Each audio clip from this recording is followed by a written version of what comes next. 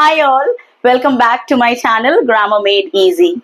All our dreams can come true if we have the courage to pursue them.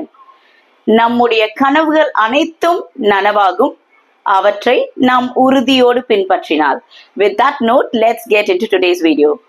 நேத்து video முடிக்கும் போது ஏன் இப்படி தலையை சுத்தி மூக்க தொடுற, நேர விஷயத்துக்கு வா, இதை எப்படி இங்கிலீஷ்ல சொல்றதுன்னு கேட்டிருந்தேன். இதுக்கான answers: cut to the chase, get to the point, don't beat about the bush.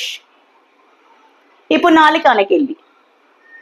வெயில் பயங்கரமா இருக்கு, கொஞ்சம் தயிர் கடைஞ்சு எடுத்துட்டு வாயேன். வெயில் பயங்கரமா இருக்கு, கொஞ்சம் தயிர் கடைஞ்சு எடுத்துட்டு வாயேன். இது எப்படி இங்கிலீஷ்ல சொல்றதுன்னு இதுக்கான ஆன்சர் உங்களுக்கு தெரிஞ்சிருந்ததுன்னா காமெண்ட் செக்ஷன்ல ஆன்சர்ஸை ட்ராப் பண்ணுங்க.